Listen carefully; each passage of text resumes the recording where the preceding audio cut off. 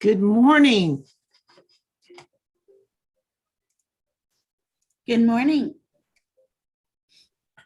We will begin here in just a few moments. Thank you for joining us.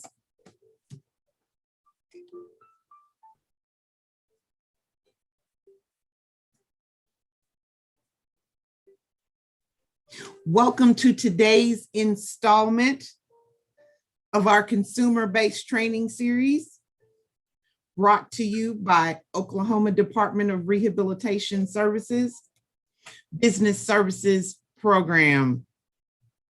For your accessibility needs, closed captioning is available. ASL interpretation has been made available for our Zoom participants. If you would like to access to the Zoom room, email businessservices@okdrs.gov, and we will provide you with the registration link to join via Zoom. Today's presentation will be conducted in two portions. The first part of our presentation will not be recorded, but we will be broadcasting live via Facebook and YouTube.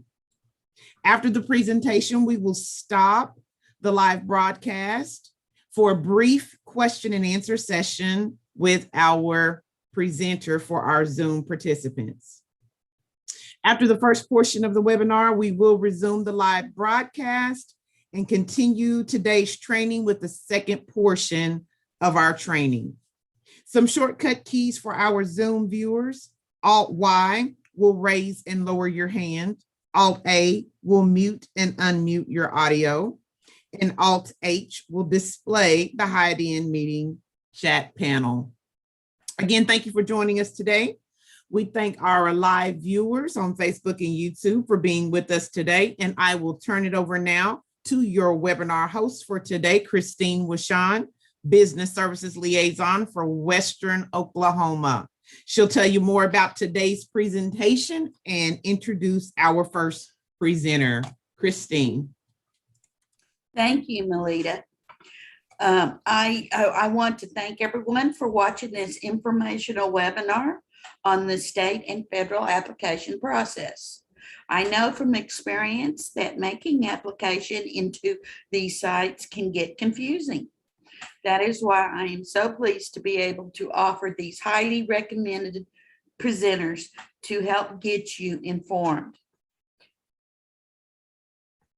The first presenter is Thomas Formby. He is a senior human resource specialist at the U.S. Office of Personnel Management, OPM, with over 20 years experience in private and government sector talent acquisition. As a member of OPM's recruitment policy and outreach team, he has developed government-wide guidance and training. He served as a speaker and a trainer for hundreds of recruitment and outreach-related events.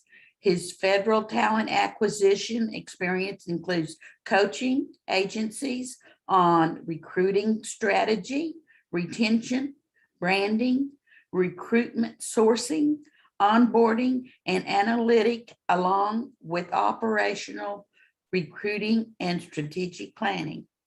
Tom's career includes experience in Fortune 500 corporate recruiting, service in the U.S. Army, and a BA from Old Dominion University.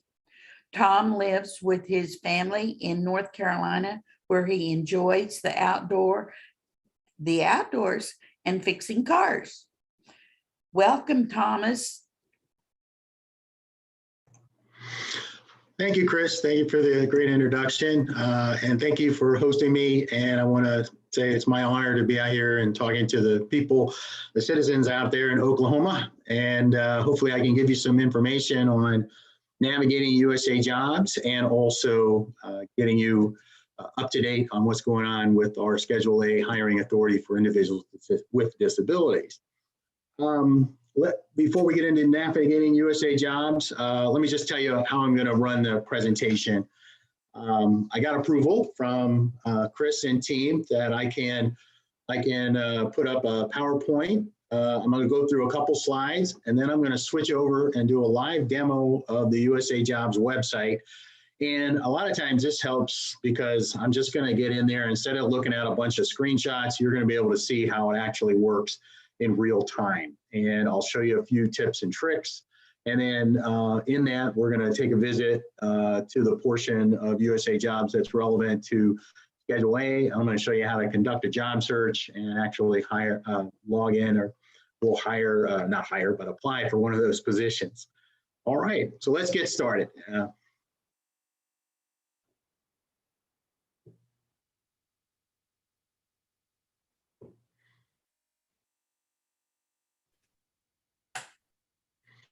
All right, so with this session, let me just show you from what we're going to be doing.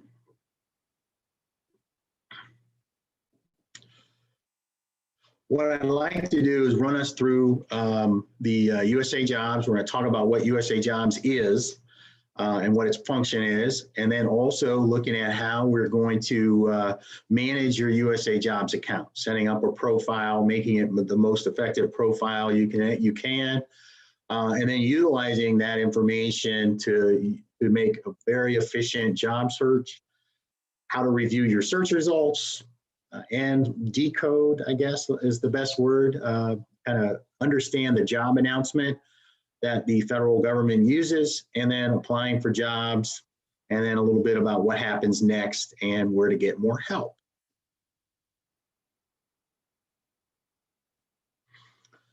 So let's talk a little bit about USA Jobs. USA Jobs is the main federal employment website. So it has about 80% of all federal jobs in it. And what that means is that it's mostly what we call the competitive service positions are in there. And then there's another service in the federal sector called the accepted service. And accepted service positions are just merely any jobs that fall outside of the competitive service positions, okay? So competitive civil service positions are mostly executive branch agencies. And so you're going to find most of the jobs that you're looking for on the USA Jobs. If you don't find anything that you're looking for, or if you know that there's an agency nearby or in an area that you're looking, you might want to go to that agency's website, because sometimes they have their own career pages, they post their own jobs. Couple of agencies that do that, like the FBI, Federal Bureau of Investigations, the CIA, Central Intelligence Agency. Those are examples of accepted service agencies, and they will post their jobs outside of USA Jobs. But sometimes they actually will post jobs on USA Jobs. So there's exceptions to every rule. Now, the important thing to remember about USA Jobs is it's like a storefront. And so it's a place for you to find jobs, to store your resumes, store any supporting documentation that you might have. And then it's also a place for you to find and apply for federal jobs. But your application is not going to be complete until you actually finish your application in the agency system. So there's if you've ever applied for USA Jobs, there's a point in the application system where it says you are leaving USA Jobs. And that's important to note.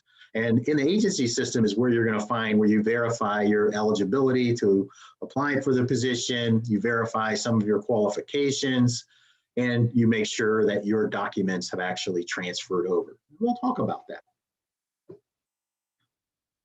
All right, so I am going to stop sharing this, and then I'm going to share again. If I can find it, there it is.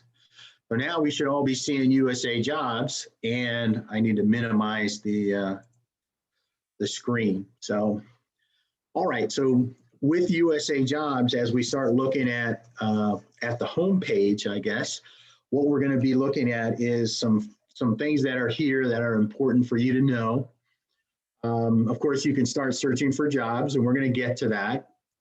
But the first thing you want to do is make sure that you are going to set up your profile. and I am already logged in. So what you would see is here, create or view your profile button. And then down here, there's 3 tabs, okay? And these tabs are about how to set up your profile, get your information together, make your resume searchable, which I will also show, and then apply for jobs. And then also there's some information on the federal application process. And it's very brief, but it kind of gets you like a review of what we are talking about today. And then over here are our urgent hiring needs. And the urgent hiring needs, basically they're listed. So if you click on any one of these, like civil engineering, you will see that we have a job search already set up for you. So these type of things can be done. We can narrow the search. We can apply job filters, which I'll show you later. But I just wanted to let you know. And what an urgent hiring need is, there are often our mission critical occupations, which are critical to the federal government fulfilling its mission to provide services and protection to the American people. So looking through this, these are jobs that are primarily always going to be in demand in the federal government. Okay, and so further down the home page are some very important items. These are called hiring paths. And behind every one of these hiring paths is a law or regulation. Okay, so everybody who gets hired into the federal government gets hired under a specific law or regulation. And so when we look at these, we want to make sure that we're maximizing these because we're going to set these up in our profile. So if you look at, say, something like open to the public, it's going to tell you what that is. It's going to tell you about what that means, what's the public, and you can determine, I'm going to say, be pretty sure that most everybody on here is a member of the general public here. So you would qualify for that hiring path. And then there's other ones, federal employees, veterans, military spouses, National Guard and Reserves, and then individuals with disability. So we will go into that as we get into our job search and setting up our profile. But here's where you can get information on the Schedule A hiring authority, and then also some other information about different access, and you can determine whether or not you are eligible for that. And there are others as well for veterans and senior executives and Native Americans. And basically what you need to remember about the hiring paths are that everyone who applies to a federal job has to be eligible to apply.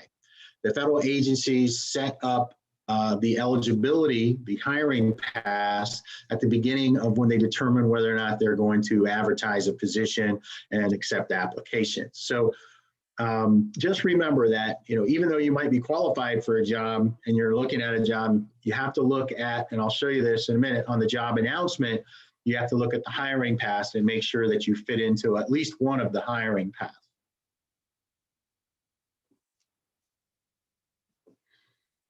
Okay. Further on down the main page is our events page. And so we have different events, agencies post events here.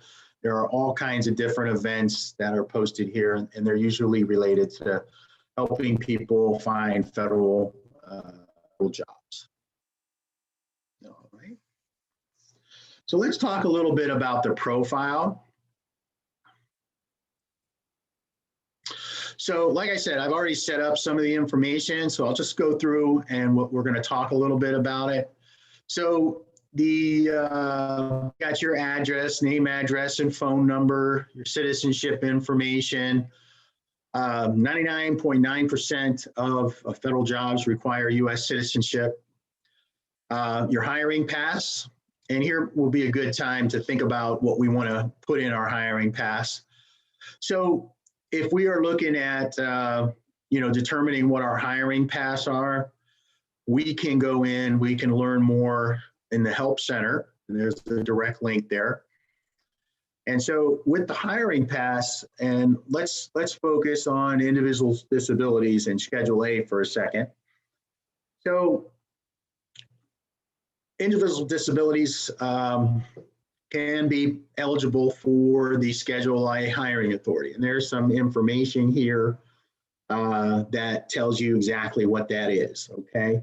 And so you can apply for jobs using Schedule A if you are a person with a severe physical disability, psychiatric disability, or intellectual disability. You have to be qualified for the job, okay? And that's important to remember. So, and that's with or without any reasonable accommodation. So once you have, and I'll talk to you about the qualifications for a job and how important they are in your application. But you have to provide some documentation. And there are some sample letters. And we have some tips on here on how to use Schedule A. And before I get to special, I'm going to talk about the letter. So when we talk about the letter, what we're talking about here is the disability letter that you have to submit to prove that you are an individual with disability.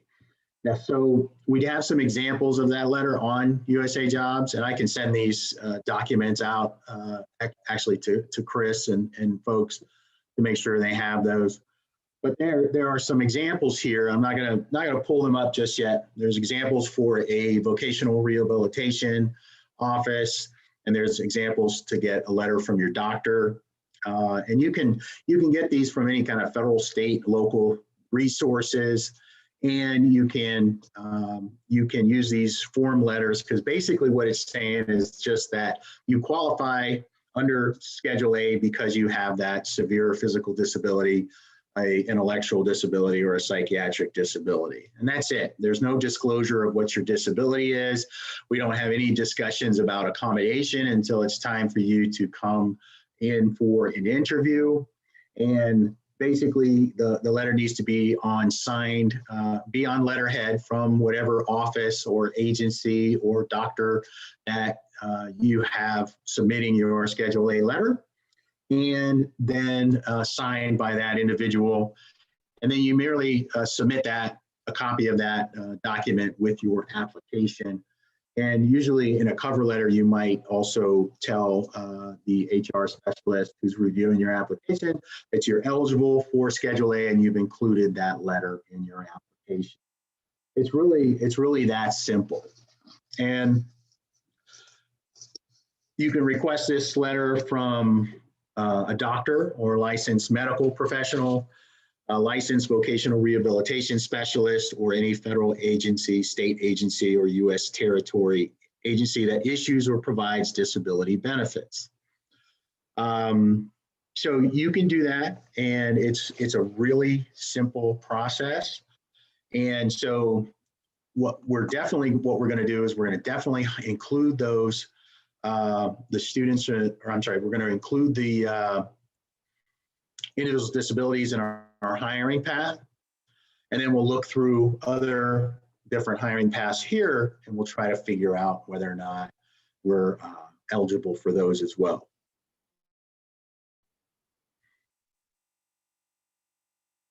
So if we go back to our profile and we selected our hiring paths, now we have a section for experience. And what's interesting about this section is we can include information about our job that we have had, as well as military service, work experience. So I have some information here. If you look here, we have some information on an internship. And if we want to add in experience, we put it here. And they give you some basic information. Now, this is not your resume, but what this does is, number one, it helps make your profile more searchable, because agencies are out there looking for people with certain skills, knowledge, and abilities. And it's a lot easier for them to search their profile to search when they search for applicants in USA Jobs. The profile information is a lot easier for the search tool to pick up. can pick up some information off the resume, but having your profile filled out makes it a much more robust search. And then also, if you use a resume builder resume, which I'll also go through in a minute, we can also utilize the resume builder resume. You can update it either, if you update your resume builder resume, it updates your profile.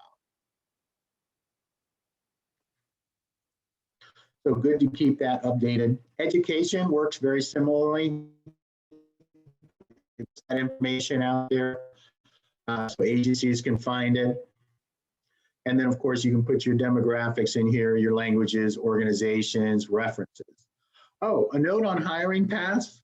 Agencies also search by hiring paths. So they might be looking for the Schedule A for individuals with disabilities. Why would they do that? Because they can bypass the entire competitive process, because the Schedule A, as it pertains to individuals with disabilities, is what we call a non-competitive eligibility. And so they can hire you without competition, and it's a lot faster than the other process. The same with 30% or more disabled veterans. So if you're a veteran and you are disabled, at least 30% or more, you then are able to be eligible to be hired under two different non-competitive authorities. And of course, if you are a, just to make this note, and you are eligible for any of these other hiring paths, you don't necessarily always have to apply under the Schedule A authority. It might not be available because for an agency, it's an optional hiring authority. So they have the option of whether or not they're going to use that hiring authority. Okay. And so also connected to the profile are your preferences. So are you willing to travel? Are you willing to relocate? And you can put a location in there. What type of work are you looking for? Either a permanent, part-time, seasonal, full-time, part-time, all of that is there. And the preferences are there. They also feed your profile. And the profile helps not only agencies search for applicants, but it also helps them, helps you have a more focused job search, because your profile information is used in a job search. And I will show you how that works right now. Okay, so if we want to start searching for jobs on USA Jobs, a lot of times we can start with a keyword. So maybe we're looking for a job in information technology. So if I start typing, I'm going to get some suggestions from USA Jobs. They're going to suggest job titles. They're going to suggest agencies with that name, with that word in it. They'll look at occupations, right? So I can get more and more specific, and I'll probably get some different occupations listed here. And then they're going to be talking about series. And every job, every occupation in the federal government has a 4-digit code that goes with it. So information technology is a 2200, okay? And so we'll take a look at that, and I'll show you how to filter the search. Right now, we're just going to kind of use our keyword. And I won't put any location in there. Okay. So if you look, I found 1,713 jobs. So that's a good amount of jobs. And I'm going to tell you, I don't want to go through that many jobs. I don't think anybody else does. So we're going to use our filters, okay? But right now, like let's say you're not finding a lot of jobs. There's this little box up here that tells you how many filters you're using on your job search. So we can turn that off. And now we can say, wow, I just doubled the amount of jobs that we have almost. So now we have 3,256 jobs. So let's start thinking about how we can make this a little more manageable. So let's take a look at our filters, and we're going to take a look at some of these top filters over here. And we have our hiring path. And remember I told you that you have to be eligible to apply. So a couple different things that are out there. So if you look, there's a considerable amount of jobs out there for federal employees. Okay. So we may want to get rid of those, and we'll say, how about jobs that are open to the public? So now we go back down to 1,600 jobs. And then we're looking at, maybe we have our veterans, maybe we don't, but we can go back down here and we can look at individual disabilities. And then that brings us back up to 2,000 jobs. So maybe what we want to do for information technology is just look at those jobs where they're specifically looking at the hiring paths. And what you're going to see are these little icons here. And the icons are going to tell you exactly who's eligible, and they'll tell you, right? It tells you, if you hover over it, it's going to tell you what hiring paths are being applied. So if you look, you're going to see jobs that are open to, most of these jobs are open to current or former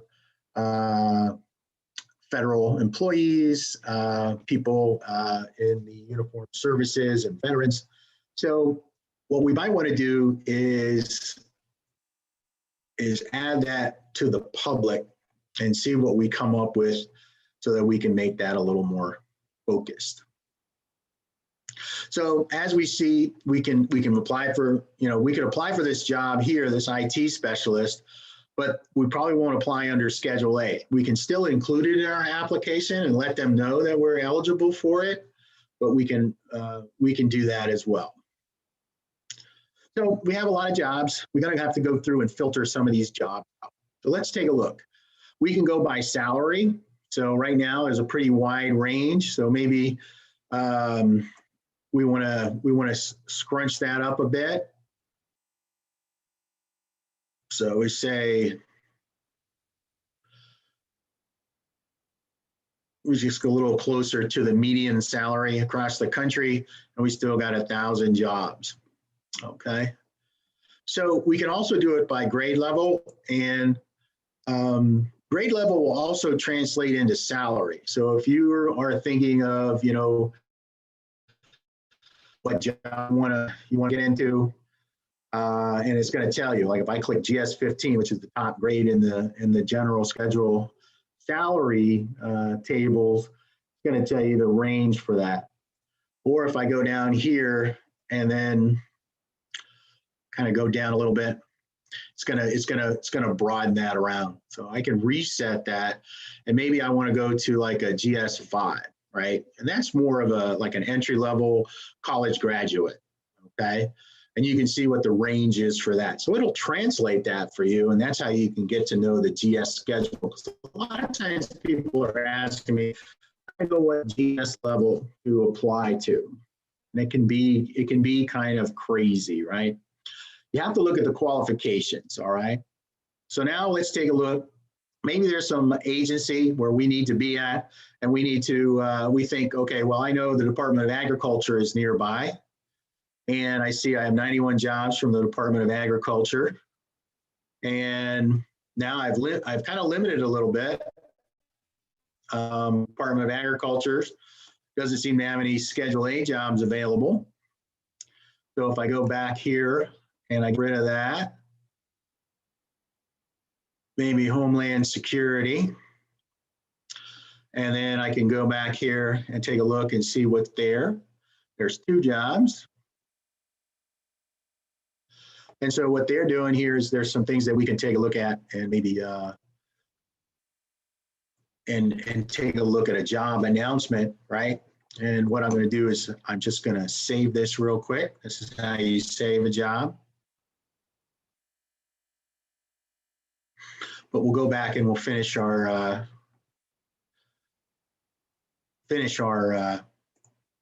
search. And I'm just going to broaden that search back up. And the agency is pretty self-explanatory, department or agency, and it'll give you the number of jobs that are open. And you can just look for those agencies and decide where you might want to work. And then there's the series level I had told you about, and those are in numerical order. So there are, human resources jobs. There are other types of jobs here, but let's go to our 2000. We did a search for information technology. So here we are at 2210, which is information technology management. And we can see that we have 4 jobs open.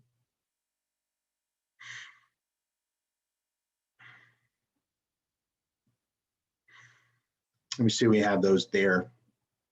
I'll save this job as well. Now, one of the things we want to look at too are some of the other filters. So if we wanted to do a location, one of the things we might want to do is right now we're just doing 2210 GS5. It's pretty specific. So let's say we get rid of that. We now have 88 jobs. And if we wanted to do a location, we could put a location up here.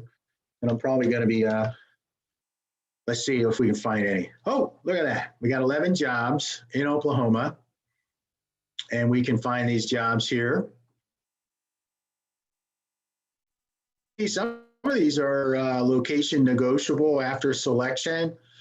And sometimes we can find information on these jobs that are that says that this will be a remote location. Not always, but if not, this job might be in an office in Oklahoma for the particular agency that is recruiting. And in this case, it would be the Forest Service. So back to our filters, there's work schedule, appointment type, security clearance, mission critical fields, travel percentage, all that information we can add and delete if we don't have enough jobs. So that's how we take a look at our search. And then let's say this is our search, okay? We want to find these, we have these 3 filters, individuals with disabilities, information technology management in Oklahoma. And so we want to save this search. We could, we'll say this is an okay search, right? And notification frequency can be daily, weekly, monthly, or never. And daily is probably the most productive because then we can see any job that comes open. And I'll show you about the saved searches again once we get into there.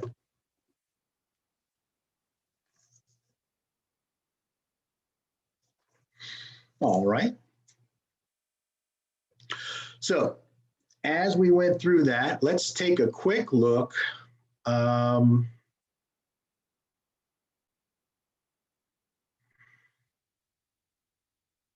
Okay.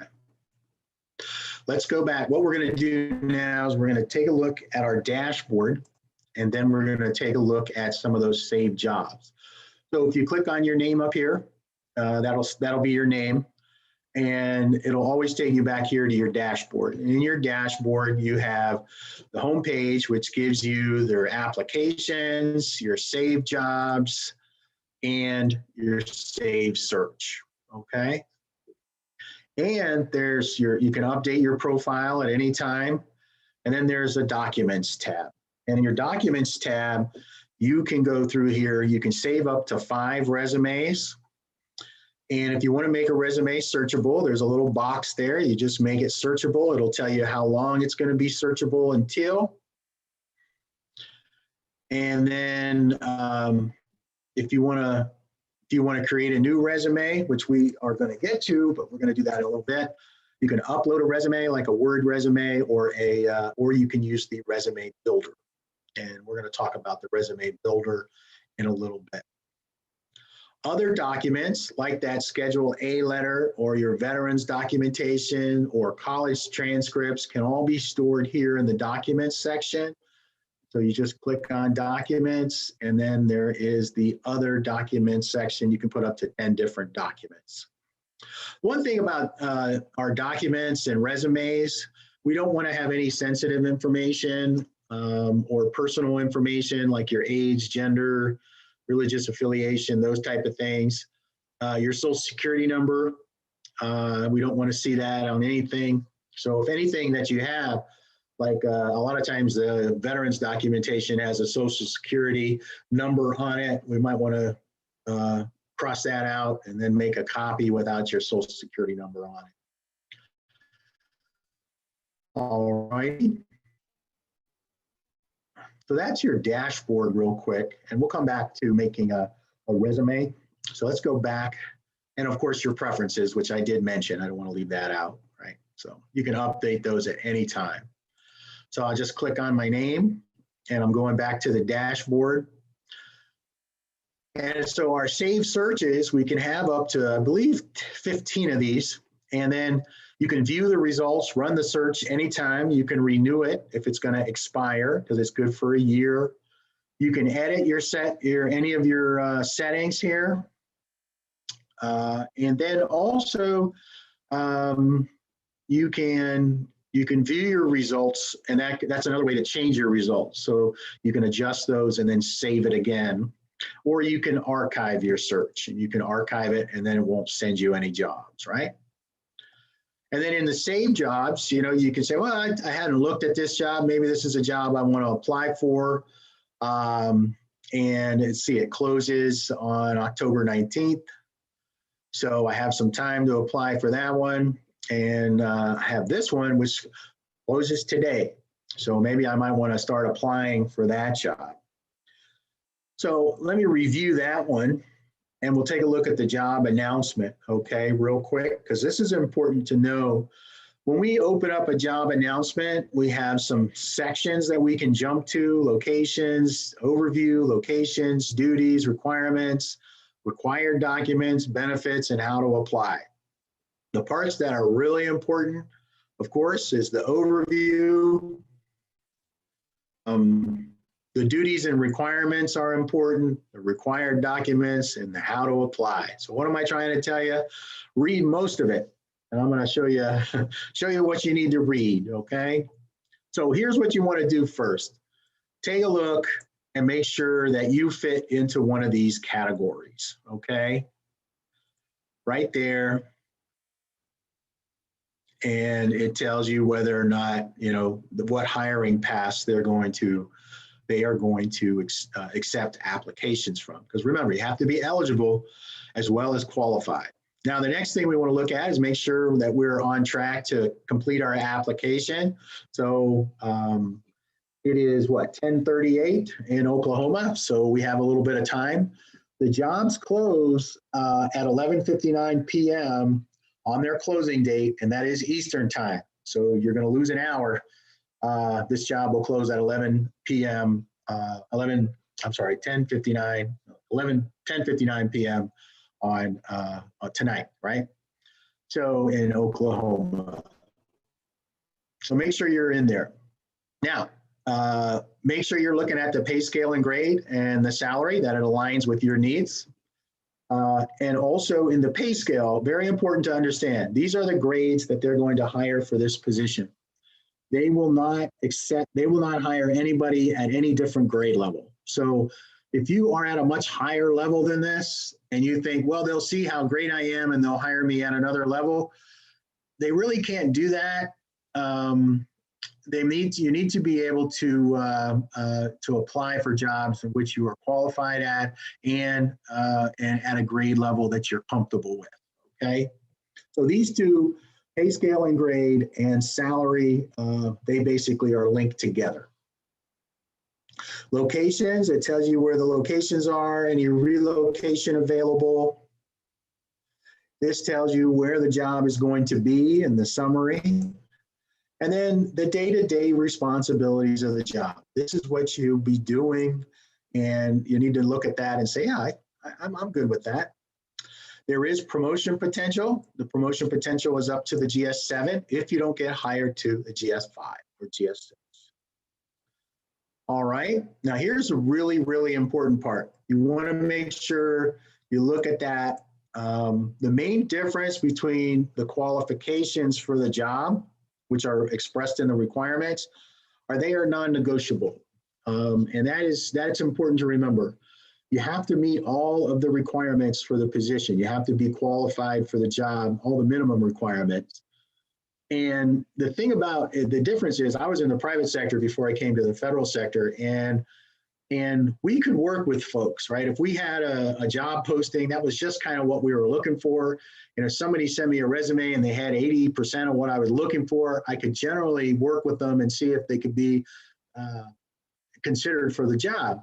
But in our case, in the federal case, because we base everything on regulation of law, then we can't make any assumptions about somebody's qualifications. So everything is there. They're going to tell you a lot of information, and you need to make sure that you can meet all of qualifications. A couple things to look for when you're reading them are words like or and, right? So if you're saying or, right, then if they're saying or, then that means there's a couple different ways to qualify, all right? And then they're telling you, what you need to qualify at the different levels of this job, okay? And then we're going to do some assessments, and these are this is what the assessment is going to look for. So they're giving you a lot of information, and it's really great. And then also, you kind of go down through here, there's some required documents. And here's a tip, right? And this is something that, this is DHS, I believe is what they do. Make sure all your information is within the first 5 pages that's required for the resume of your resume, because they really don't want to review extremely long resumes.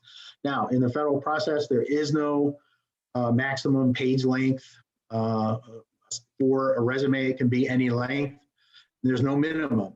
So I always tell people, however many pages it takes you to get to communicate that you're qualified for the job. And then there's more information, how to apply. It's going to tell you, and there's going to be a lot of information, but you need to look at it. There is some information on reasonable accommodation for the assessment. And then also there's information on the application process. There is a point of contact, and you can reach them with any questions about the application process or accommodations. So just make sure you read the entire job announcement, because it's very important. All right, that's a job announcement, and we're going to keep going forward here. If I can get back to my my starting point. My mouse is being rebellious at the moment. I can't even see it. There it is. Thank you. And just click on your name to get you back to the dash time. Okay, so let's say we decided we're going to get our application done. Now, I'm not going to go all the way through the process because I don't want to clog up the agency's HR system, but I'm going to get you as far as we can in this process. Apply, right?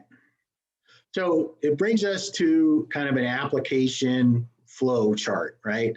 Where you go to select your resume, select your documents, review the package, any personal information you want to include, it's optional, and then you continue the application on the agency website. So I only have one resume. So let's say I wanted to go ahead and add a resume. So I click on that. It's going to ask me to either upload a resume or build a resume. So I could upload a resume, and it's going to take me to those to a folder. It's going to ask me to put in a resume, which I have and it's going to put it in there, and I complete the upload, and it goes ahead, and now I have a new resume. Now, let's say I wanted to build a resume. So I'm going to call this my OK resume. So now what we have here is, if you see this, it's pulling these jobs out of my profile. and it's putting them in my resume builder resume. So you see how the resume builder resume and the profile work together. And everything. So let's say I don't want to include this one, so I'm just going to hit delete. And then I'm going to conclude on this one because it's one of my most recent. Now, if I want to add some work experience, this is an example. This is going to be an example of how the resume builder will help you put everything you need to into a federal resume. It won't let you forget anything that's required. And that's why we recommend that everybody at least try the resume builder at least once. So if you're looking here, the first thing here is all fields are required unless otherwise noted. And so if you look here, there's only one optional field, and that's salary. And that's because salary kind of is what it is in the federal government. It's not really a game or, you know, this kind of crazy dance that we do in the private sector. It is what it is. So as we're looking through here, and we're going to put in some, you know, some information, and we're going to say that we were working at this place and we had some job. One of the things it won't let you move forward with, you know, are the details of the job, but also the start date and end date. So start date and end date, I'm going to go back to 2012 here, and I'm going to say we have the month and year for our start and end date at a minimum. Now, another thing, average hours per week is very important, and it's required, and you need to have this on your uploaded resume as well. And what this is going to tell us, an HR specialist who's looking at your application, is how much experience you have. Quick example, you have 3 years experience at 40 hours a week, you have 3 years experience. If you have 3 years experience at 20 hours a week, you're going to get credited for 1.5 years experience. Okay, that's the way it works. Get a lot of questions on the May we contact your supervisor, and basically any answer you put here is fine, including no. You're not going to get kicked out if you put no, because there could be a million reasons why we can't talk to your supervisor, right? So you can put that information in. You can put contact me first, but you'll still be asked for supervisor's information, or you can put yes, or you can put no. And then if you have a federal civilian position, it's going to ask you for more details on that. And then just be aware you have 5 factors to put in over here, and it doesn't quite format when it pastes from Word, so you might have to make some adjustments in the resume builder.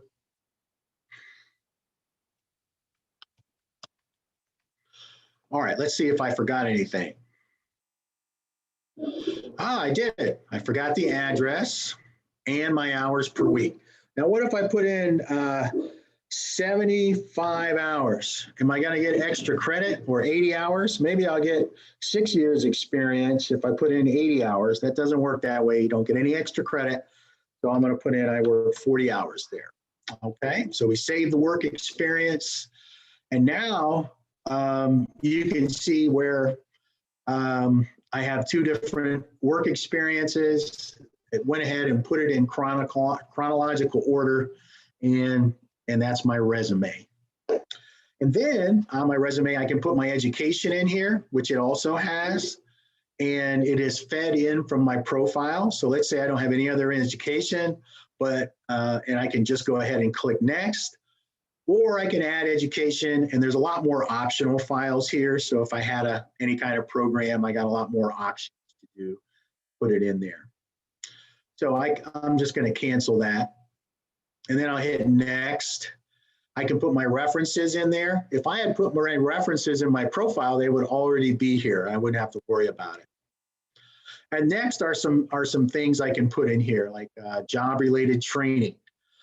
This wouldn't be stuff like, IT security training that we all have to go through, but this would be something related to your job. Like you got certified on a certain system, or you got a license to drive a certain level of vehicle or something. Language skills, the same if they apply to your job. And then organizations and affiliations, right? So, if this is related to my job or my profession, that's something I'm going to put in there as an organization. But if I'm a member of, the American Kennel Association or something like that, I'm probably not going to put that in there. Same way with professional publications. And then we have this additional information here that we can then get you. You can put anything in there that's not going to fit anywhere else. So finished. Now I have my new resume. It's already selected for me, but maybe I chicken out and say, you know what, I'm just going to send my regular resume in. We do recommend, the big thing is to make sure that you are tailoring your resume to the job that you're applying for. Don't just send out the same resume. And if you have any questions, there's a couple boxes in each of these sections, like required documents. It has information on the resume that comes directly from the job announcement. So this stuff is from the job announcement, and it feeds in here so that you have it for your reference.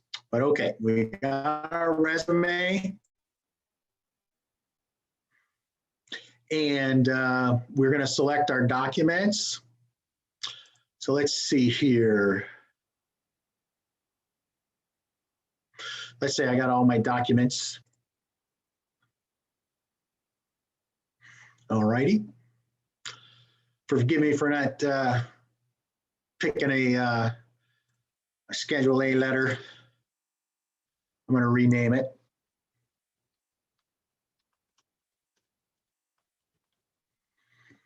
And we'll select other, and it'll upload it, and then it will be in my system, and I'll know that I can put that in there, and then maybe I'll throw my transcripts in there, and then I hit save and continue. Now we're in the review package. Again, it's telling us what I can check it with my required documents to make sure that I have everything. I can add or remove documents. I can view the document, verify that everything is what is needed to be submitted, and that I've got everything I need. And then, how did I find this job? Let's say I had a saved search email. I have the opportunity to include my demographic information or not. I don't have to include it. I received the Safe Search email. It just helps the agency understand where their candidate base is coming from. And now we're here with continuing the application with the agency. And basically, I'm just going to certify in good faith that all the information I put in here is correct. And I'm going to be asked to continue to the agency website. And basically, what's going to happen is I'm going to go to the agency human resources system, and I'll complete my application. It'll give me directions to any assessments I need. I might have to complete some assessment questions in that system. And then I'll also have the opportunity to verify the hiring path that I'm going to apply under. So maybe that might be Schedule A for individuals with disabilities. So I go ahead and I put that in there. And then one of the last things that you'll do in the agency system is verify that all of your documents are there. And so you'll get the opportunity to go through that and verify that you've submitted all of the documents that you need to. And that's why it's a good idea to save the job announcement and to maybe print it off or something. Just have it handy so that you can review that job announcement and make sure you have all that's required.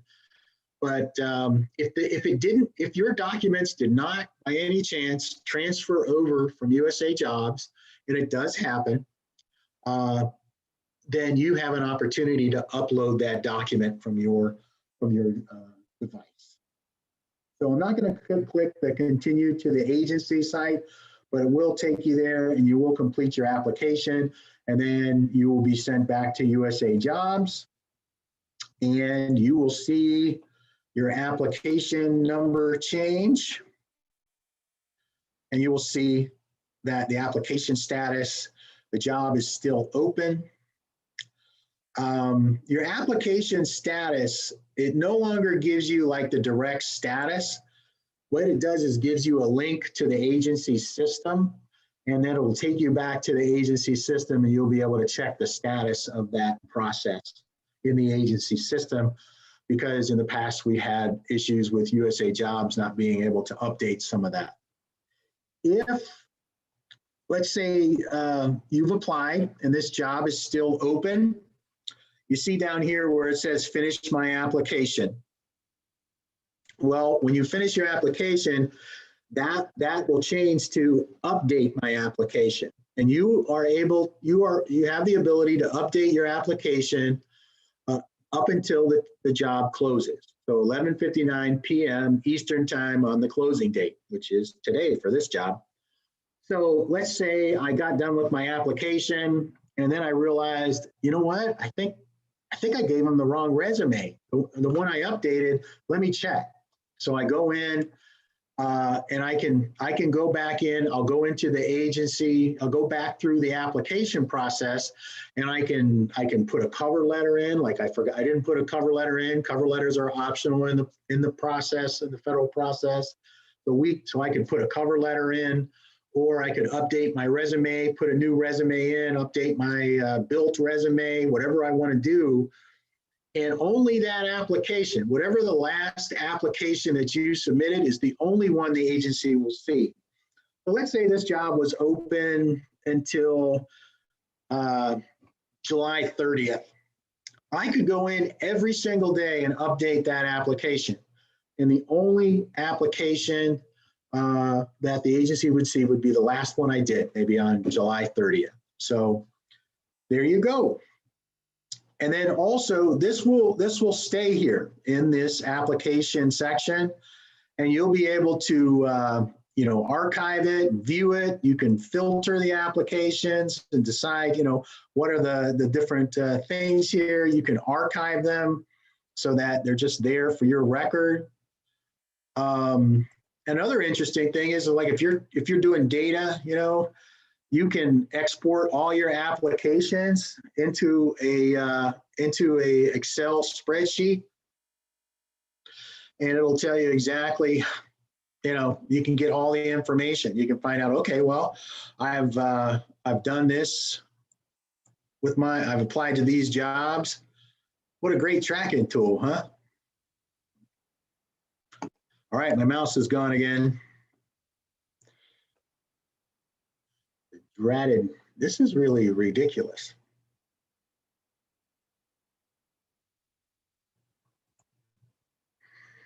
Okay.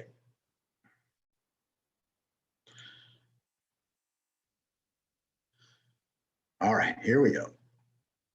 Got the mouse back. All right, so when we have our application, we can track these things, we can archive it.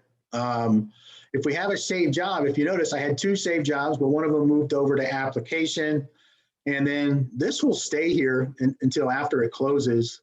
But we don't need to do that. We can just hit save, and then it'll go away, or unsave it by hitting that little star. So that is our USA Jobs demo. So now what I need to do is kind of go back to our, I'm going to stop sharing for a second. And just a few minutes here, we'll go through the rest of the presentation, because there's just a couple more things to do.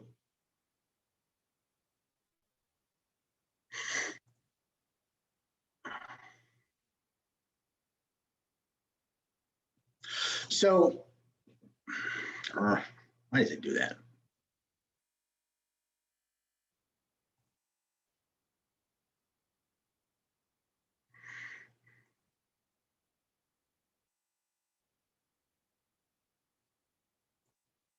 Oh, I know what I did. Sorry about that.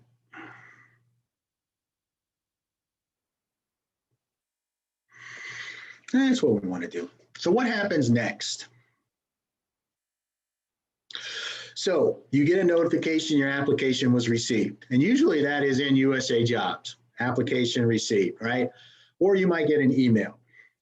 The agency, usually an HR specialist, needs to review each application for eligibility and qualifications. And they may conduct additional assessments, interviews, online assessments, tests, writing samples. Anything is fair game. Anything that you've ever experienced in an employment process, we can use that as long as it's a valid and reliable assessment. Then we're going to rate and rank all of the applicants, all the candidates, and we're going to put them into categories. Right now, we do this thing called category rating. Think of it as getting an A, B, or a C in a class, in a school, or something like that, or a project. The best qualified applicants or candidates go into the best qualified category. They get the A. Well qualified get a B, and minimally qualified or just qualified get a C. The ones that get forwarded to the hiring manager go to, that is the A candidates, the best qualified. And that's where you want to be. So that's why it's important to tailor your resume to the job you're applying for and address the qualifications and requirements, right?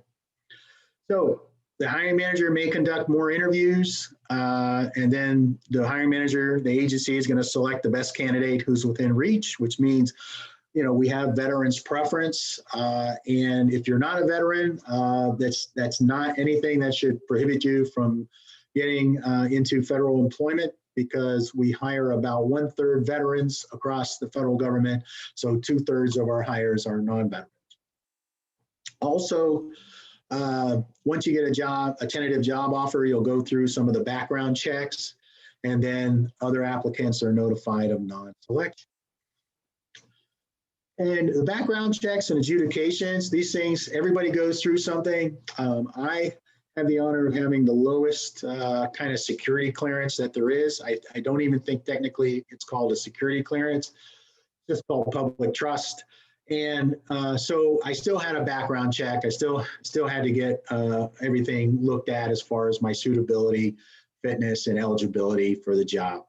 So if you're going for something that's like top secret, you're going to have a more intensive background check.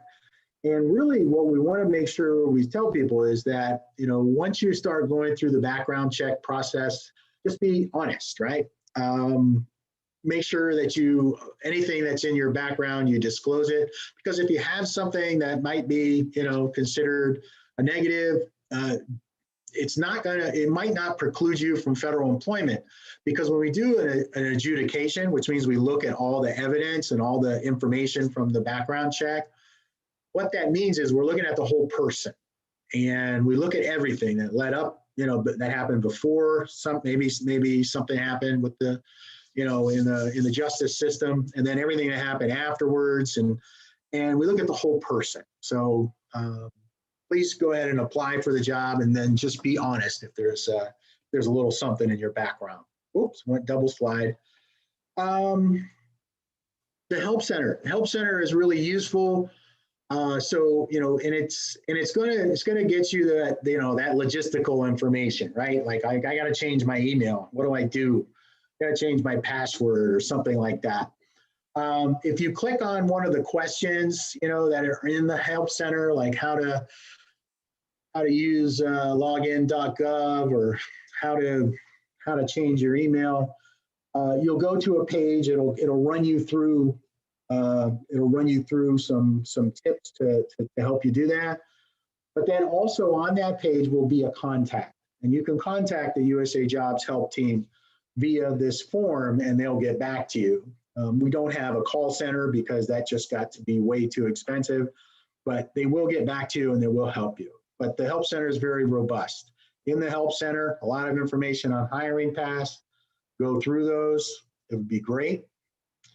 And then make sure you got, if you got any questions on the policies like Schedule A for individuals with disabilities, or USA Jobs, or writing resumes, so please go ahead and take a look at the outreach at opm.gov. And I can give, I think I've given Chris copies of this presentation for you. And so it's out there.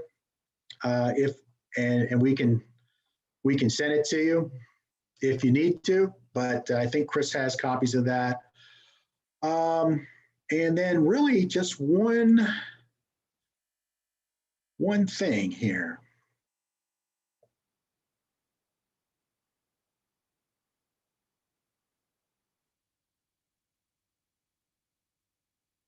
So once we go to USA Jobs, one other thing, if you need more information and you go to these events,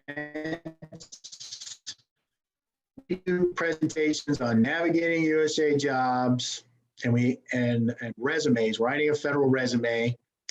Right here, this is an Office of Personnel Management, you'll see, writing a federal resume and interviewing. And so here's the next one on the 29th. It may be sold out. If you use that outreach at OPM email address, you may be able to get in, just ask them. But if you want to find out about resumes, go ahead, you can get in here. And if it's amenable with your schedule, you can go ahead and get some tips on resumes. So, and then we also do our interviewing. I don't see that listed too far in advance, but we do one on interviewing as well. And that is all I have. And I think I did that in an hour. You did, Thomas. You did great. Very informative information we all can use. And I so appreciate you coming on and explaining this process. It can be very confusing. That it can be. Are there any questions?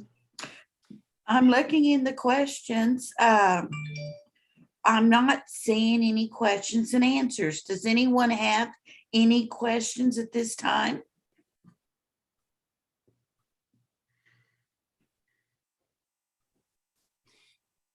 If we don't have any questions, we will just continue the live broadcast and go into our next presentation, and we can take questions at the end. Okay. Would you like me to circle back at a certain time then?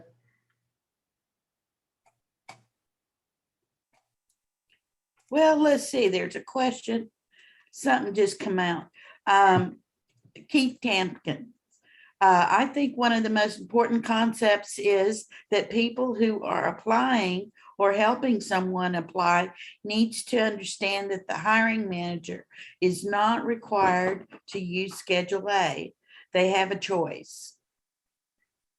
Yes, the Schedule A, as it pertains to individuals with disabilities, hiring authority is optional. And the agencies make that choice before they post the job. So. Okay. Right now, I don't see any more questions, Mr. Formby. So if you would like to come back later, that'd be fine, or we can just go ahead and end your time right now with us. Okay. I mean, you're welcome to stay. We'd love you to stay. Oh, I didn't know how it was all set up, but okay. Thank you. Thank you so much. We appreciate you.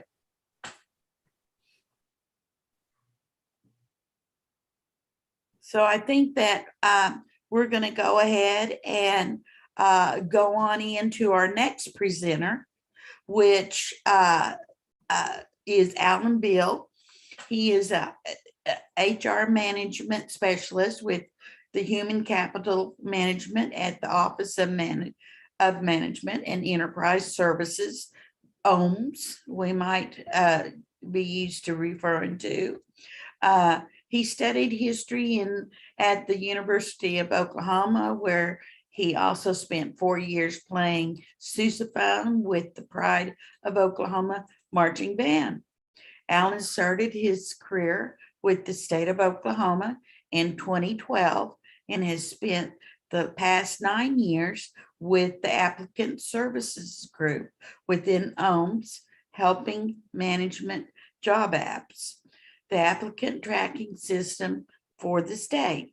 Alan is married with 2 kids and 1 on the way. Congratulations, and enjoy spending time with his family. All things sports and watching British comedy shows. Alan?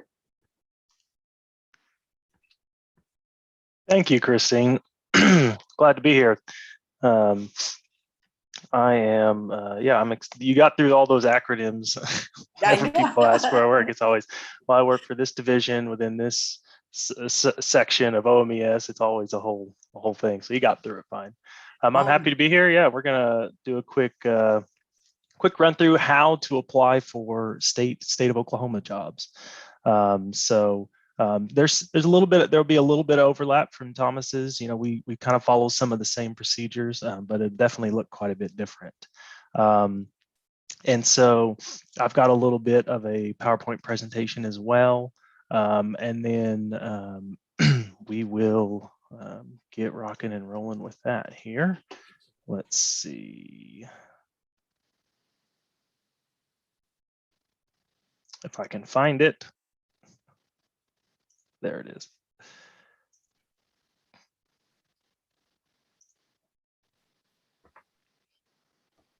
Okay.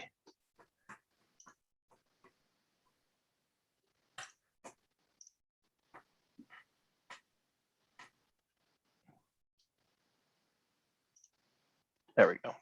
Okay. I'm hoping everyone is seeing that. Yes, it looks good. Excellent. Okay. So so State of Oklahoma hiring practice and procedures. And so I'll jump through this, and then I'll probably do a little bit on the website, kind of similar to Thomas did as well. But we'll jump right in. So I've got it simplified into 4 steps here. Maybe a bit of an oversimplification, but finding out about job announcements, applying for a job, application scores, and how jobs are filled past that. Once you've submitted your application, what happens next? And so this here, jobs are filled in the classified service. A lot of it applies to both the classified and the unclassified service. There are a few things that are specific to the classified, and I'll jump into what the classified and unclassified is as well. But the main place where you're going to source job announcements is at jobs.ok.gov. That's where you're going to find the vast majority of state job announcements. The one exception to that rule is going to be the Department of Human Services. They use a separate applicant tracking system. And so you would find their jobs through their website. So it would be okdhs.org. You'd find their career section, and then that's where you'll find their open jobs that you can apply for. And so outside of that, you're going to find state jobs through our website. Now, most agencies are probably also going to have their own career sections on a website, but they're going to direct you back to to the main state website, jobs.ok.gov, to actually complete the application process. So you'll find announcements other places, but they're all going to direct you back here. You can also you'll find them jobs on Indeed, on LinkedIn. They'll get shared a lot of places, different hiring or applicant boards, but they're going to direct you back to our website for the application process. And this is kind of just a little screenshot of what it looks like. I'll walk through the website a little bit in a moment. But we post new jobs daily. We've got these this filters. It's as I was watching Thomas do his presentation, our background capabilities aren't quite as robust. Saving searches, all those things. Those are I was taking notes. Hopefully they're things that we can hopefully implement some point in the future. But we do have, you can do location searches. You can search by agencies. And then there's also these quick links here at the bottom in the yellow section. If I want to jump straight to if I'm just looking for an internship, for example, or if I'm only looking for unclassified or classified positions, you can jump specifically to those sections. And so once you've found an announcement that you're looking for, you're going to apply for a job. And there are some intricacies. It's not, our application process is pretty straightforward. And there is this physical application that you do have to fill out. You can attach resumes, but everything has to be on the application.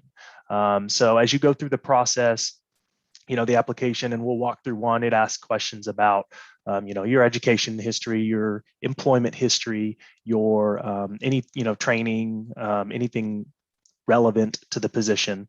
You have the opportunity to upload documents, a resume and a cover letter, transcripts, and then also if you have them in our applicable veterans documents and or disability documents similar to the Schedule A. We don't call it Schedule A, but do have a program for disabled applicants as well. And so once you've gone through the whole process and filled everything out, uploaded all your documents, you submit your application, and then your application is ultimately assigned a score. Now, there are two different ways that you could be assigned a score. And the first way, which isn't used by very many, I think we only have a dozen tests left, like actual tests, an assessment test, where you either have to come into our building, the Will Rogers building down in Oklahoma City at the Capitol Complex, or there are some designated career technology centers that will also host tests. But you come and you take a test, multiple choice test that is designed to gauge your ability to successfully perform the job that you're applying for. So like I said, that's very few. It's mostly law enforcement type jobs. Like with DPS, for example, the Highway Patrol, they still have tests. They also have physical assessments that you have to take, but they have a written test. I believe there's one for dispatchers. And then there's a couple for their criminalist, but like for like a they're heavy in the sciences, so like forensic science type stuff. Outside of those, there are no assessments that are required for classified positions. The rest of the assessments or the scores are assigned through what we call supplemental questionnaires, and so that's a part of the application process.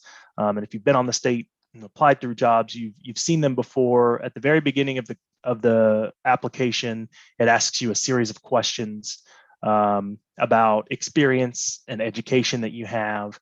For example, it might ask, what's your highest level of education? I've completed an associate's degree. I've attended, college, but I don't have a bachelor's degree. I have a bachelor's degree, master's degree, et cetera. And it'll ask you experience questions. For example, for an accountant, I have, how many years do you have, how many years have operating with a general ledger, for example, 1 to 2 years, 2 to 5 years, 5 to 8 years, however, and you get scored corresponding to your answers to those questions. And so in that instance, different jobs can have different scores. They're all going to have different scores. So on the high score on one job might be 100. The high score on another job might be 200. The high score on another job might only be 50. It just depends on how many questions there are, and then of course the corresponding answers. So that's kind of walks through the little scoring process, which is relevant because that's how much to Thomas was referencing their A, B, C levels. That's how we determine who's the best qualified for positions based off those scores. So by statute, the classified positions have to be hired. You have to be within the top 10 scores on any given list. So you get certified, you meet the minimum qualifications, you've taken your test or you've answered your supplemental questionnaire. And if you're within the top 10 scores, then you're eligible to be hired. And so the agency will go through that process of doing interviews. Now it's a rolling 10.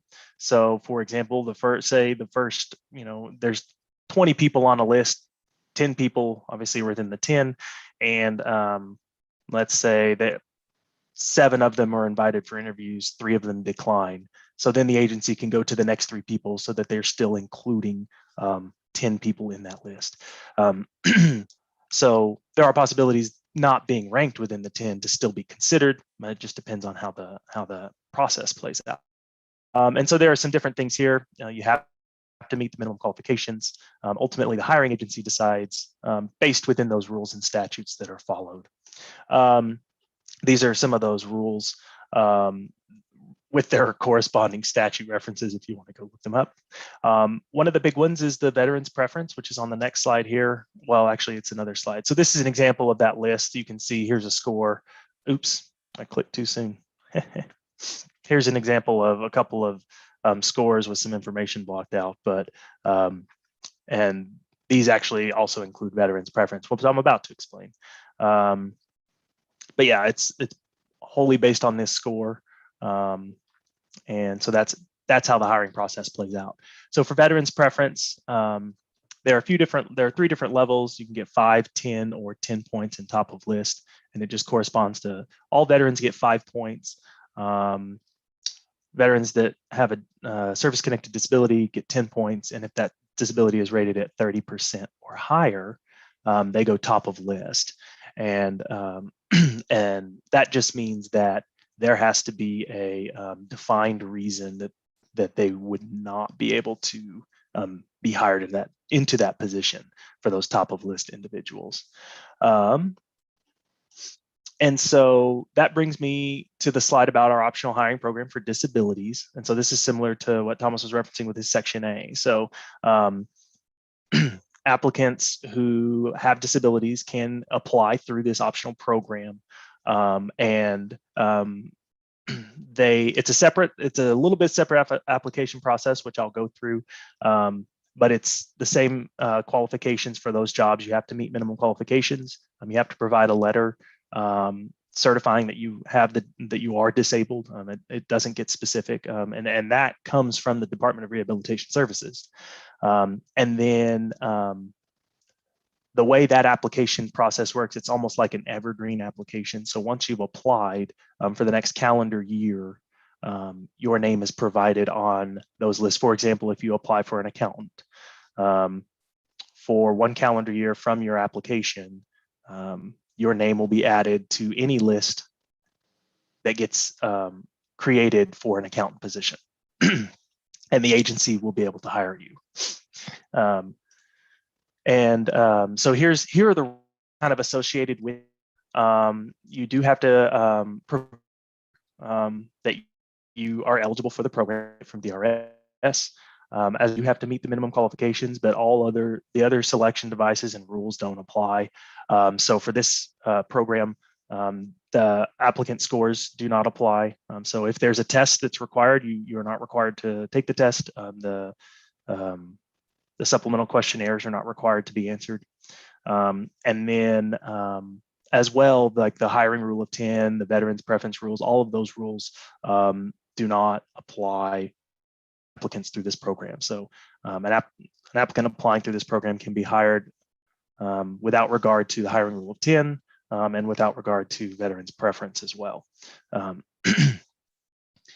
And once you've been hired, obviously, and you're working for the state, then you are subject to the merit rules.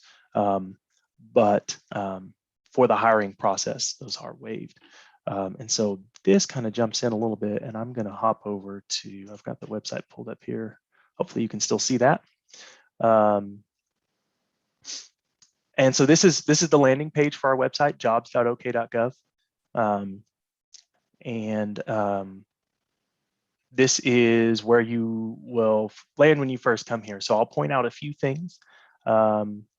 There's a link there, job openings, that just going to refresh the page for you. There's a My Applications link here, an Update My Contact Info, a Notify Me of New Jobs, and then a Job Descriptions.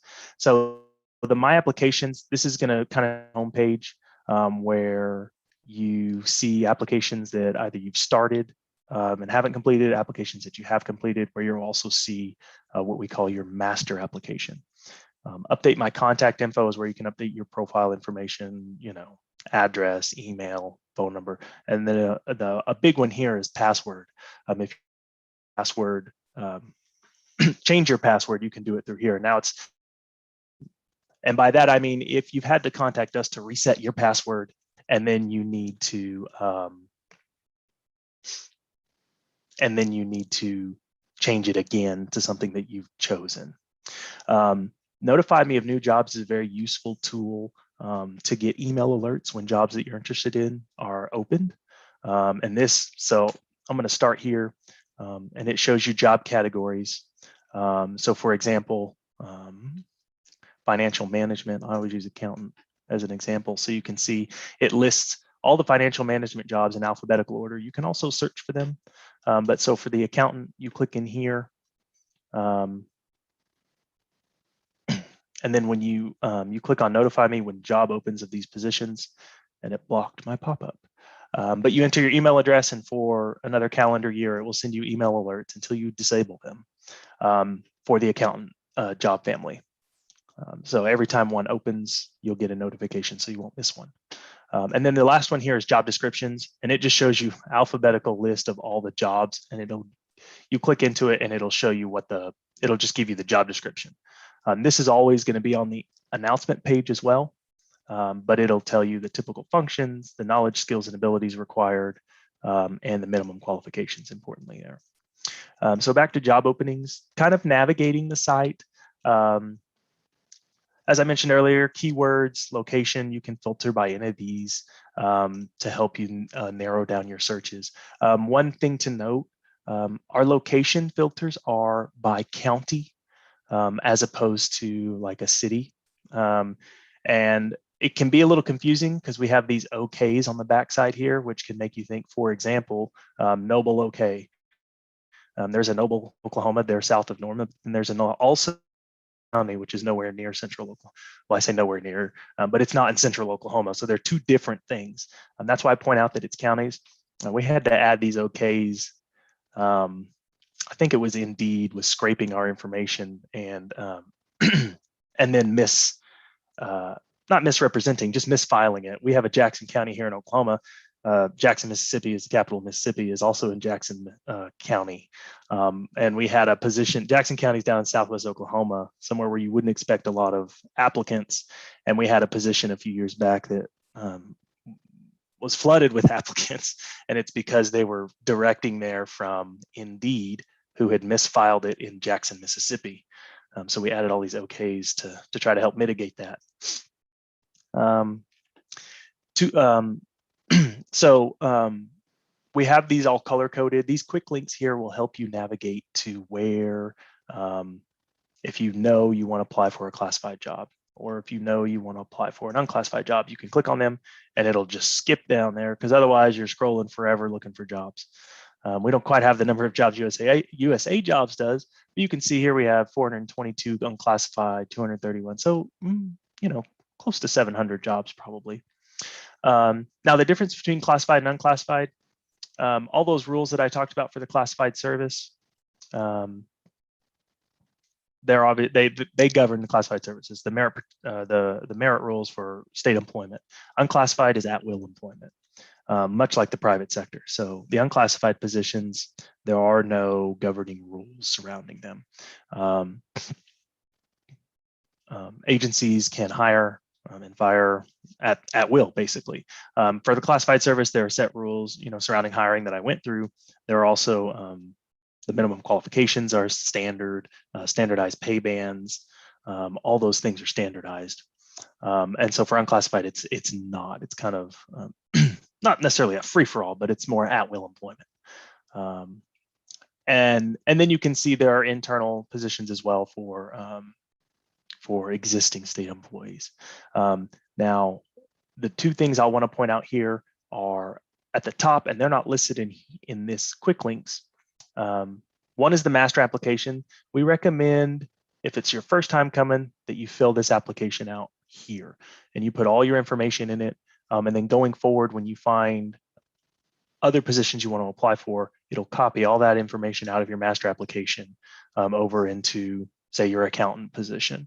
That way you're not refilling out the application every single time. So you have that ability to copy. And if you always copy from the master application and you keep the master application up to date, then you know what information is going to go into any new application you create. So we recommend creating the master application first and then keeping it up to date and then always copying from it. The second thing I want to point out is where the disability program applications are. So you can apply through the normal process, but in order to apply through the disability program, you have to click on this specific link. And then there are two things listed here. And this one is the optional program for applicants with disabilities. And so you click in the little radial button, you click on applicants with disabilities, and then this is where it lists. So it tells you what you kind of need to do. It goes through the steps, and then it shows you a master list of every single job that exists within the state of Oklahoma. So one thing that I recommend applicants do is browse through the current open listings so that they know what's available. These jobs are currently open, so you want to apply to job families that are currently open. Now you can apply to ones that aren't. It's you just might not hear anything for a while until one does come open. You do have to apply to each individually. So for example, in this count and job family, if you wanted to be considered for a 1, 2, 3, and 4, you would have to apply for all 4 of them. But like I mentioned, with the master application, it's a fairly simple process to copy applications from one to the other. One other important thing that I want to point out here, and I'm just going to click into it right quickly and show you the application. And I've got one I'll pull up. This will show you. So if you're brand new and have never applied before, you won't see this step first. The first thing it'll do is take you straight into the application. But on your second and for every application thereafter, when you click apply, it's going to take you to this copy my application page. And it looks very similar to your my applications landing page. It shows you your master application here at the top. It shows you unsubmitted applications, so jobs that you've started but not finished. And then this is submitted and unfinished applications. Now the difference between an unsubmitted and an unfinished is whether or not the deadline has passed. So I haven't finished this, or I haven't submitted this one. I also haven't finished it. It has a continuous deadline, so it's always going to sit here until that deadline gets updated. And then you can see through here, when we're doing testing or anything like that, we apply for a lot of these positions, but it shows a lot of information here. But what it wants you to do is to pick one of these to copy from. So I'm going to pick the master application and see it copies it out. There's a little demographic information here. And you can see it's already pre-filled all this information. The big thing for the disability program is this counties I will consider employment. So you can choose up to 5 counties. And these are the 5 counties you'll consider employment, and these are the counties that your name will get added to the list. So whenever an accountant job comes open in Oklahoma County, I've got Cleveland. I think I've got mostly metro counties here selected: Oklahoma, Cleveland, Canadian, Logan. You can pick up to 5. And so anytime a job opens in one of those counties, that's when for the next calendar year, that's where your name will get added. So you want to be careful with your selections here, just to make sure that you cover where you want to work. And so then, as you can see, this is the same application that you'll see for every other position, with the exception of the supplemental questionnaire. The supplemental questionnaire is not included here, but you'll see school. This is where you add your education, and then you'll see your work history. And there it's quite similar to the USA Jobs. I'll click add another here. We're looking, you've got employment dates. All these with the asterisks are required. Employment dates, and yes, we would like at least month and year, but the more specific you can be, the better. We also require average hours worked per week in the same fashion that Thomas was talking about. If you work 40 hours for 3 years, then you're credited 3 years experience. If you're only working 20 hours, you're credited with 1.5 years. And kind of going back to employment dates, if you just give month and year, we're crediting, we have to assume the smallest range. So if you say January of 2020 to December of 2020, we're going to assume January 31st to December 1st. So really that's only a 10-month period where you may have meant January 1st to December 31st. So you need to be as specific as possible there, so that we can credit you with as much experience as we can. And the still employed will just autofill the present there. And then the big thing here, and I know like the first time you fill this out, you know, we don't have, unfortunately, currently, we don't have a resume parsing process. We don't have a way to fill that information out. Everything that we get is what you type in here. The description of your job duties is key here. What were the key duties that you were performing? As you can see, we've added this text, do not enter C resume. Resumes are allowed to be attached, but they're just kind of an ancillary document. We need it on the application so that we can appropriately determine the qualifications that you have. And so I'll cancel that out. As you go through these, this is where you can upload documents. So there's two different tabs here. And they can be kind of confusing. So on the resume tab, only one document is allowed to be uploaded on the resume tab. So if you upload a document and then change your mind and upload a second document, it'll get rid of the first document. But the other document, there is no limit. If there are required documents, it'll list them here. For this application, it doesn't show any. But for example, if we're looking for a transcript, it'll list it here.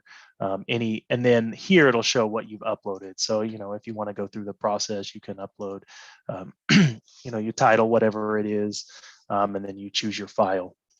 And the only limits, they are listed here. They can't exceed 8 megabytes. They have to be one of these attachment types.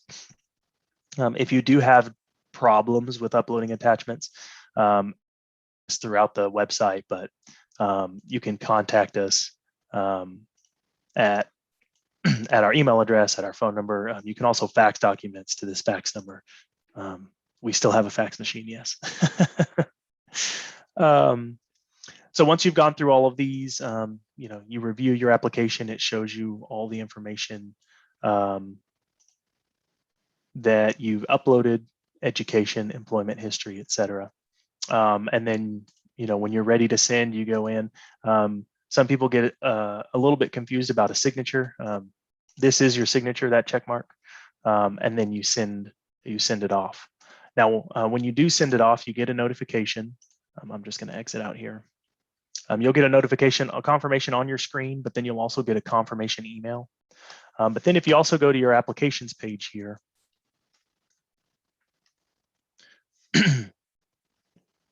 you'll be able to see, so you can see I started this application, but I did not submit it. So you can always check here and see what your status is and where you're at. So for example, here you can see I sent this on that day, which was prior to the deadline, but my status is currently inactive, not qualified. You can view your scores here and you can view your status. You can also view your notices. So like I said, you'll get that confirmation email, but then you can click into here and if sometimes, you know, sometimes your junk folder might sort something out or whatever, you can always have access to them from your My Applications page. So it'll show you every single notice that you've been regarding each specific job application. Okay, let's see. Let me jump back over here to this presentation. So I had a couple of slides. I showed this. This is where you click for the disability program. Let's see, let me go through here. Okay, yes, coming changes. So not all, but there are some changes that are coming in the near future regarding employment in the state of Oklahoma. The first big one was the Civil Service and Human Capital Modernization Act that was passed and then signed this past legislative session. That is making, so some changes are coming to that classified, unclassified thing I was referring to. So everything I've said today applies through the end of the year, December 31st, 21. And then starting January 1st, there will be some new rules that will govern how employment exists in the state of Oklahoma. So the classified, unclassified is kind of going away. There's some new terminology, like I have on the slide here, that new rules are currently being discussed or created. Way above my pay grade. They're trying to figure out what it's going to look like. I think some of the basic tenets is that there will just be one class of service, and I'm not sure what that's going to be called, maybe just civil service, whatever, that everyone will be under, outside of, I think each agency can designate 5%, or at least that's what's being discussed, 5% jobs as like executive jobs, that would not be subject to the new rules. And so I don't know what it's going to look like, with veterans preference, with the disability program, with the classified and the scores and the hiring rule of 10, all these different things. There will probably be some changes, some updates, but as for what specifically it will look like, we don't know yet. I think there's a committee, like I said, discussing these things in conjunction with legislatures and the governor's office, what it's going to look like. So hopefully in the near future, we'll start to get a clearer picture of what it will be going forward. So that's one change. Another change, it's it's not probably as big as this one, but it will affect the application process more specifically. So the state is currently in the process of pursuing a new applicant tracking system, and it's a part of a HR management system. So a start to finish HR. So from applying to being onboarded to while you're working for the state, and then even eventually to exiting. It's a whole encompassing, it's just one one system that manages everything. And I believe it's going to be coming online in May. So the same URL will apply, that jobs.ok.gov, but there will be some updated capabilities. Was like the resume parsing, kind of probably similar to what USA Jobs has, but where you can upload a resume and it'll extract that information into an application automatically for you, which was something that I know I'm somewhat excited about. There will be new search abilities.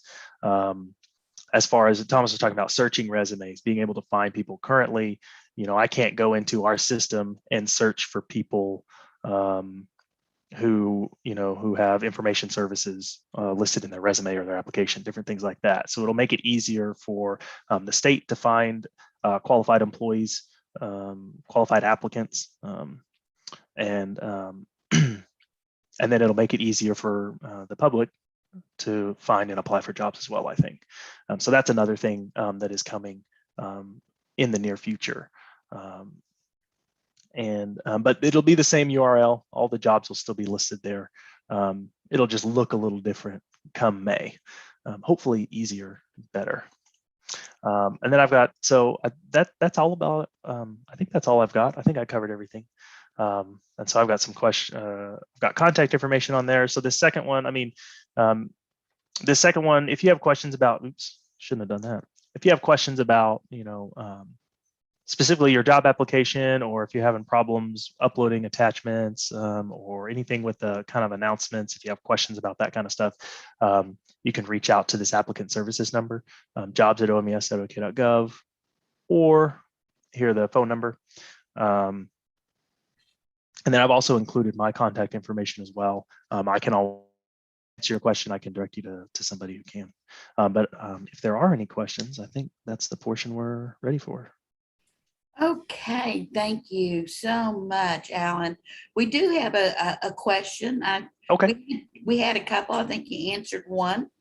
But is the committee allowing citizens who will get impacted with those changes, veterans, people with disability, to have a say-so on that conversation hearing?